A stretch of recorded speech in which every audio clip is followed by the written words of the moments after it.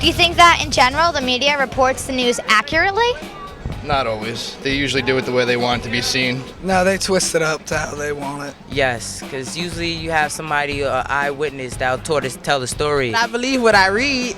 No, not really, because it's like a lot of things that's going on in the world that they miss out on. I try to read both sides. I think they're biased. It's usually biased. It's the way one person sees it more than how the whole world should see it. I think with any news station, the news tends to be a bit biased towards what their political views may be. I mean, I know Fox is a very Republican station, but I know the local stations like Cable 6 News in the Hudson Valley tend to be very non-biased. I think it can make it either over-dramatic or less dramatic than it should be. I think they decide to put news out there that will catch the public's attention, but they don't decide to make the things that are really important a bigger page. Yeah, sometimes to get more attention or to get more customers, they may exaggerate something or make it look glamorous when it really isn't. Have you really ever think that you'd ever see an alien baby? Or an 80-year-old woman pregnant with quadruplets? I mean, there's definitely some stuff you're just gonna have to be like, yeah, of course that happened. I think they exaggerate stories a little bit and drag it out. They tend to blow up some things that might be small. They might blow it a little out of proportion to try and get some impact for their cause or whatever. And I think there's other times when they take things that are big stories that might hurt their beliefs, so they just brush it under the rug. I don't watch the news that much, so I really can't explain that too well. I'm really not sure because I don't really watch the news all the time. More than likely, yes. In order to get viewers, I think they exaggerate a little. Yeah, I think a lot of times they make big deals out of stuff that's really not a big deal at all. Just to, I think people in general like to read stories about sensational events, so that's why they do it. Sell papers. How many two-headed alien babies were born to 80-year-old women last year? And did you hear the one about Elvis being spotted pumping gas in Memphis?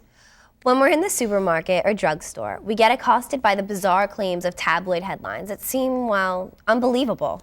It's easy to dismiss these kinds of publications because their claims are so bizarre. In contrast, they make standard newspapers, magazines, and news reports seem so much more believable. And that's dangerous. How many times have you watched an entire news or tabloid show just because of some juicy headline they keep baiting you with before the commercial breaks? Have you ever been disappointed when the actual story was revealed? We forget that these shows are publications and are a business. They make money by getting your attention. When tabloids are perhaps most guilty of creating the news, that is to say, reporting things that have been simply made up. It's important to realize that there has been a creative approach to the news taken by some of these more trusted outlets as well. The media, reporting or creating the news. That's what we'll be talking about today. Hi everyone, I'm Jess. And I'm Elias. And this is Realfaith TV. The teens on the street claim that most of the news outlets they were familiar with were portrayed in the news more or less inaccurately. We'll talk with them a little later in the show, as well as meet our studio guests. But first, let's meet our spotlight guest, Joe Bisikia, producer and host of CN8's Comcast Newsmakers. As a professional journalist, he'll share with us the strategy of some media outlets to attract viewers. And how the entertainment side of news reporting often leads down dangerous paths. Today's media is like a big spectrum, from the internet to even television, how it's fragmented. It was never that way when I was a kid. We only had 3 channels. So the tools that we have are immense. It always comes down to the simple fact of getting the facts of all those TV entities and internet entities and all of that. Everybody's kind of competing. So the dollar is so important, but also is the entertainment level. And that is where it gets dangerous. When a journalist starts thinking entertainment, entertain the viewer, get that viewer to be thinking about things in different ways. You have to be careful that the facts don't get lost in the sauce. If you're smart enough as a viewer, smart enough as an internet peruser, get a good feeling of what that person on the other side is. See if you could really trust that person. Is it all bells and whistles? What I'm saying is just be careful. What I'd be most especially careful of is the internet, because it's not necessarily policed.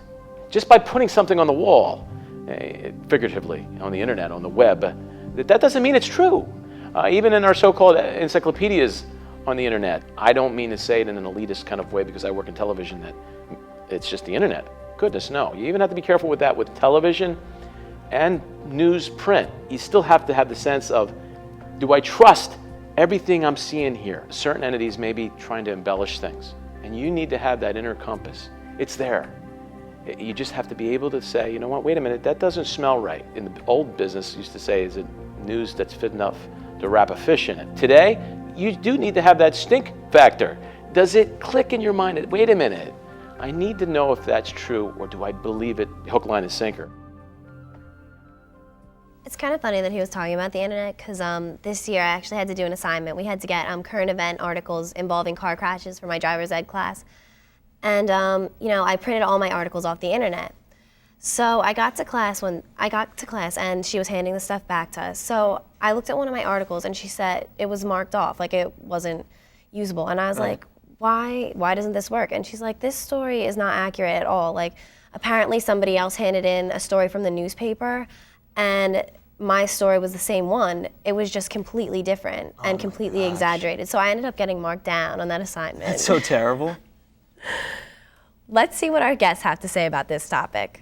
They are Kira, Nicole, Mark, Ijama, Vince, and Annalise. So where do you get your news from, and how do you determine if it's accurate or not?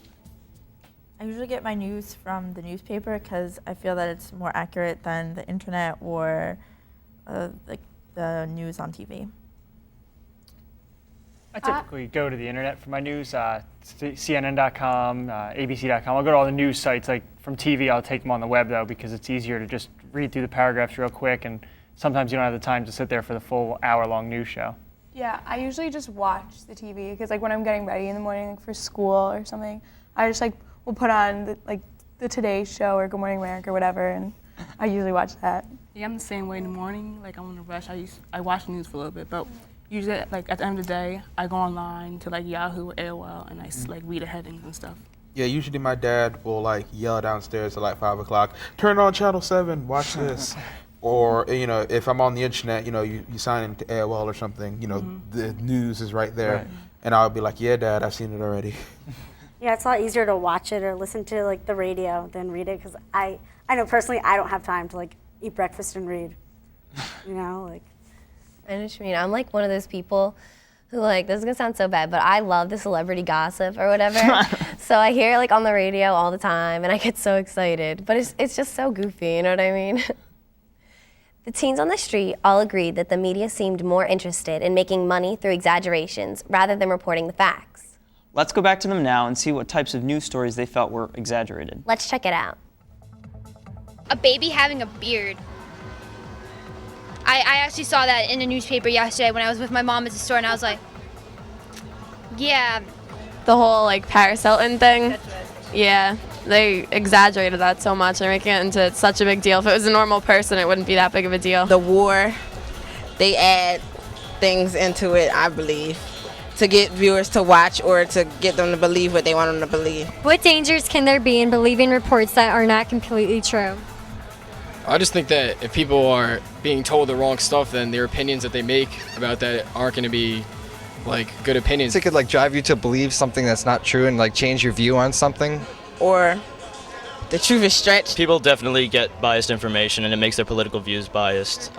Different news stations tend to push their views, and if you only watch one station, you're only going to get one side of the story. Oh, I think that inaccurate stuff only makes people like stupid and misinforms the people, so that it makes them believe stuff that isn't even true. I guess you can spread the word that is false, and like something, a bad outcome can come off of that.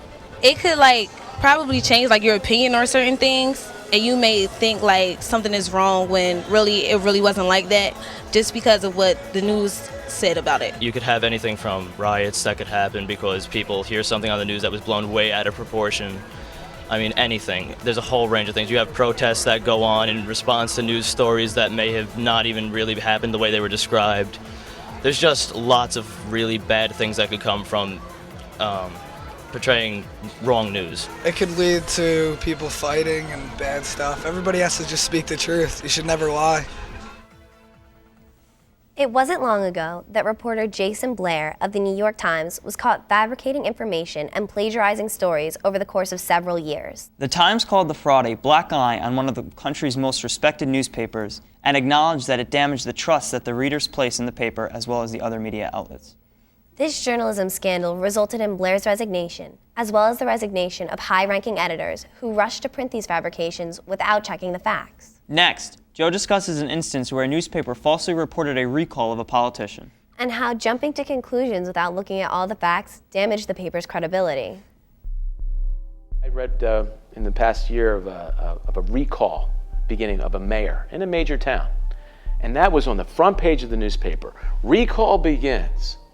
It turned out about a couple months later, that recall fell flat on its face. When I saw that first paper come out and saying, recall begins, I'm thinking, whoa, there isn't even a recall yet. Why is that on the front page in big headlines? And then, lo and behold, of course, when it gets shot down, it's all the way on the back pages. So is that creating a story? Yes, that's a hype up angle on news, things we need to be careful with our compass. Whenever something big happens in the news, don't be ready to jump to a conclusion on something. Start to say in your head, wait a minute, I want the facts. It's the same way with everything. Say that something happens to a friend and you hear something with that person. Well, don't jump to the conclusion. Let's get a fact. You know, it's human nature to build walls, but deep within inside, there's also human nature that we have to overcome those walls. We need to see the other side of something.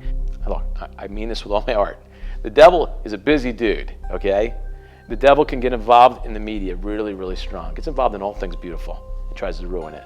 So you have to be really, really careful and rise above it. There's nothing more powerful, if you think about it, than the viewer. It's not the message. It's not the broadcaster. It's the viewer. We should be dictating what's going on. We should have a sense of where our beliefs are. And by doing that, pulling in all the resources that are out there. When have you ever felt lied to, even a little bit, by the news? And is it easy to find the truth in stories that may be misleading? I think like Joe said, you have to not jump to conclusions the first time you see a story. And it also helps to check at least two sources. That way you know that if one person's reporting it and someone else reports it the same way, then it's more possibility that it's truth than somebody's making something up. And also a hot topic in the news now is the war in Iraq. And I feel like I always get two different stories and I never know which one to believe. Yeah, even like in a local paper, like they did a story about like a community service group I do, and they like the reporter called me and was like asking me questions, and when I read the article I was like, did I really say that? So just even like that felt a little bit twisted, and it's just about like something good happening. Yeah, it reminds me of the game of telephone. Well, it starts with one person, and by the time it gets to the last person, it's different, but it's kind of the same. And so like before you like spread even more, you should go back to the original source, yeah, to get the right information. In an age of 24-hour news cycles, up-to-the-minute reporting, and press conference after press conference, the media can certainly provide us with a ton of information in a relatively short amount of time. And if we want more in-depth coverage, we don't have to look far to find news outlets displaying images of crime scenes, mugshots, weapons, maps, diagrams, you name it. But with all of these newsworthy information tools, they don't always show us the real people and the impact the story has on their lives. It's impossible to cover all the sides of a story in a news segment or soundbite. And unfortunately, the media tends to look for the angle that will draw the viewer's attention. Next, Joe talks about an experience he had videotaping a news story on a burned out house in Atlantic City. And how he discovered a different side to the story that day. I can think of an experience, and I'll just share this with you. I remember as a cameraman, I was working in Atlantic City, and I had to go shoot this place that was burnt out. And unfortunately, every home, it seemed, on that block was burnt out. As soon as I got out of the camera to get footage of this particular home, this man came out and he's like, "I'm going to kill you." And he used a lot of colorful language that was actually quite frightening. So I put the camera down, called the news director, and I said, "You really need this footage because this guy's threatening me." And he's like, "No, get footage of it, get footage of it." So I started getting it, and I'm saying, "Look, it's my job, I'm so sorry." But he's like screaming, he's going to kill me and all this. But I was a young guy, 22 at the time, and I'm like brazen, I'll do it, but I'll try to be polite about it. But it was difficult. Lo and behold, he's like, "Come here, I want to show you something." And I guess because I was 22 and innocent, I went. And he opened his door into this house, and the house was all burnt out. It was just terrible. And he turned to me and he started to cry. Well, here was a guy that I was petrified of, and now I was in a position of consoling him. What that means is behind every story that you see in the news, behind every big story that you may think is big stars, behind every celebrity out there, is a real person. It's a person made in the image and likeness of God, just like you are. It's something you always need to remember. God is within the stories that we try to portray there. If you keep it simplistic like that, I think then you're going to be okay. I think that if more of us saw the human side to each story, it would help us to see the truth more clearly. Like with what Joe said, you know, you don't know every celebrity's entire tale. You just get the bits and pieces of it from these stories. I totally agree what you were saying and what Joe was saying about how celebrities are vulnerable. Like, they're real people and they have emotions. And if the news was reporting things that I did in my life, every little thing, I would be emotional about it. I would be upset because that's my personal business and I don't want everyone to see it. But in the same way, people enjoy watching, you know, what the celebrities do wrong because it makes them feel better about themselves. Like Paris Hilton, she's like an heiress, and you know, if she does something wrong, then everyone's like, oh, well, I'm so much better than her. But if it was you, I'd be like, oh, okay, you know? So, yeah, I guess. On another note, I feel bad for the reporters like Joe because they have to go over there and, you know, do their job reporting the news. And the thing is, you know, they do what they have to do. You know, they give us our information, you know, for the week, the day of the month. But sometimes it can be a little intrusive. Yeah, like Vince is saying, you go and interview someone from Hurricane Katrina or from a tsunami or a natural disaster, and you're interviewing these people who could have just lost everything they've ever owned and ever had, and that must be a very difficult thing from a reporter standpoint to do. But what's the harm of wanting to get caught up in the hype of a story that seems too good to be true? I mean, if the media wants to report stories with a slant, why should we care? Well, because when we accept everything that is handed to us as fact, we risk basing our decisions on deceptive information. That's right. In the Gospel of John, chapter 14, Jesus says to us, I am the truth. That doesn't mean that all news reports have to be about religion or that the only thing that is true is about God. What it tells us is that at the core of our beliefs as Christians is a commitment to the truth. We are truth seekers. We're committed to casting aside deception, scandal, gossip, and lies in preference for what is true. This begins with becoming media literate, or the ability to filter out the truth while analyzing messages and agendas which the media conveys. Do you think most of us are media literate enough to separate the facts from fiction? And how can faith help us in viewing the news more critically? That's what we asked the teens on the street. Let's check it out. Do you think that most teenagers are media literate enough to separate the facts from the fiction? Yes, most of the time. Most of the time you can tell if they exaggerate the news or what they say. A lot of teenagers aren't into the news. We've always been exposed to exaggerated stories and stuff, so I don't think we can tell the difference between stories that are real and over-exaggerated. Like it's hard. Like some things you hear, sometimes you find it hard to believe. Like you don't want to if it's something terrible, you don't want to believe it at all. Once you mature in age, you're basically able to see what's real and what's not real. I think some are, but I think a lot of them tend to be really heavily influenced by their friends and their friends' beliefs and things like that, and tend to just go with what's popular at the time. And I think that if you watch a broad variety of news stations and get your influences from multiple sources, then it tends to make things easier when you're trying to sort through what's true and what isn't. Like TV, stuff like Comedy Central and stuff, they brainwash the kids and they just believe whatever they tell them to say. Can your faith guide you in becoming more skilled at separating the truth from the fiction? Yes, I guess faith can give you knowledge and see what's real and what's fake. Well, if you have a strong faith, you believe in what you believe and you don't always listen to what other people tell you, so it's definitely a good way to live. So how about you guys? How does your faith shape your perception of the news and help you become more media literate? Like you just said, as Christians, we're truth seekers. So I feel like if you read a story or hear a story and you don't think it's true, you have a gut feeling that it might be false, there's so many resources at your hands that are good resources too. So you should just look into it more because as a Christian, you need to seek the truth. And there's a lot of news websites that are Catholic-based or that filter out the information to give you a better picture of what's true and what's not and help you to live within your faith. I think also that our faith helps us to see like the problems that are in Darfur, and it gives us compassion towards like things that happen in the news every day. You also have to make sure that you're well informed. Because if you get the wrong information and start talking about it, with your friends or your family, you could be spreading the wrong information. Like Ajama said, it's a game of telephone sometimes with the media and the news you get. If they portray it wrong and you go, post a blog about it and you're ranting and raving, you could be spreading the wrong idea. And I know I hear people say all the time, I'm entitled to my own opinion. Well, people really aren't entitled to opinion if it's uninformed. What's the point of having an opinion if it's not based on anything? And that's our responsibility as Christians, to make sure we're spreading the correct information. In fact, St. Paul tells us in 2 Corinthians that we can do nothing against the truth, but only for the truth.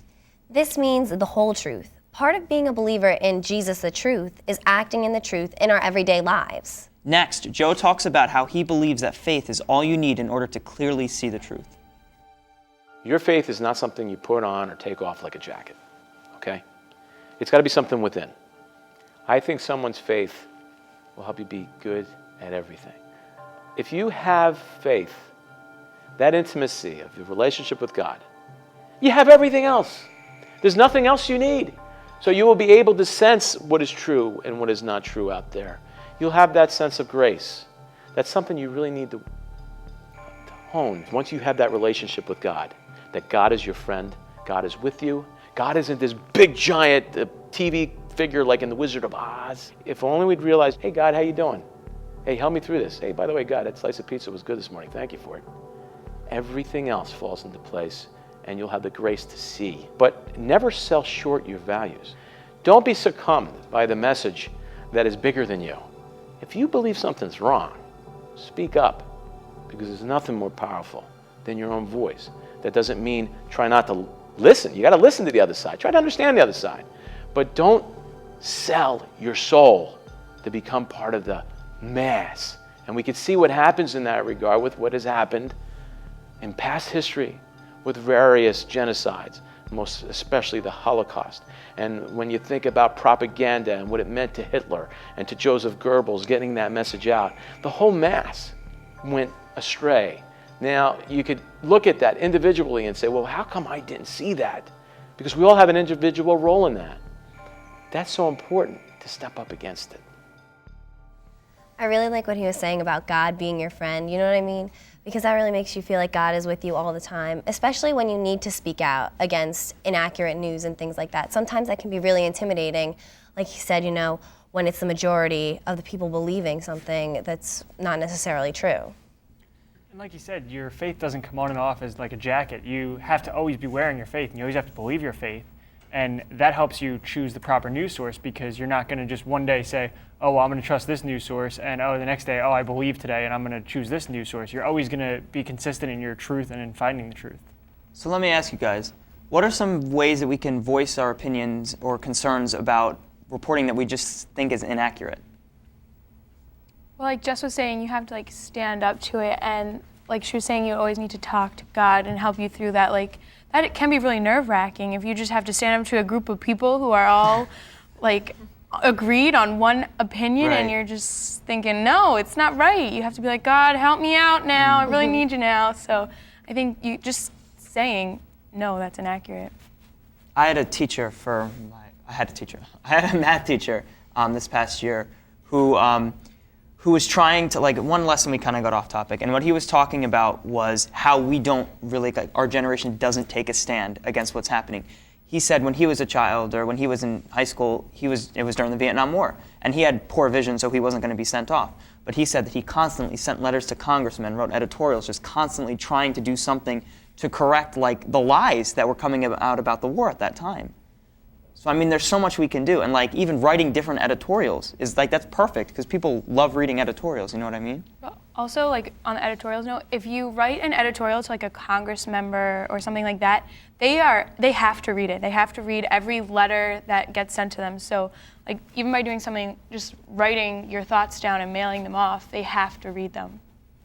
I think that when you have an event that's close to home rather than a war, if it's in your community, I think it's easier to address, because once you get a group of people together, even though petitions don't work most of the time, because I see petitions all around, I think that if you have a group of people who take action, not necessarily protesting, but making sure that their voice is heard, can, fight against all kinds of inaccuracies in the media, people that say things that, portray the community in a negative way? I really feel in any aspect of life, when in doubt, look to God. He'll help you out. He always knows what's going on. He knows the truth. He tells us to look for the truth, and he'll always help us find the truth. And I really believe, he's always going to be there for us. He's going to stand next to us, just like Joe said. In the United States, we're blessed to have the freedom of the press and many dedicated truth-seeking journalists. However, it's our responsibility to seek the whole truth and understand the difference between what is fact and what's just pure opinion. As media technology evolves, it becomes more interactive with its viewers and becomes more difficult to identify authentic facts in the swarm of different opinions. One way is to use our intelligence, which is a gift of God. Be thoughtful about stories you hear and carefully consider whether you have all the facts. Read and listen carefully to determine whether there's an agenda that could be spinning a story in a certain light. Be slow to judge others based on the things you read, remembering that creative journalism is always about sales and not necessarily truth. And think about what Jesus taught in the Gospel of John, chapter 8. You will know the truth, and the truth will set you free. Does your relationship with God impact the way you view reporting of the news? We'd like to know. Contact us through our website. The address is www.realfaithtv.com. Or you can call us at 609-406-7402. And we'll leave you today with this final thought from the Gospel of John, chapter 14. I will ask the Father, and he will give you another helper, who will stay with you forever. He is the Spirit who reveals the truth about God. Rely on the Holy Spirit of God to help reveal the truth to you in the media and your lives.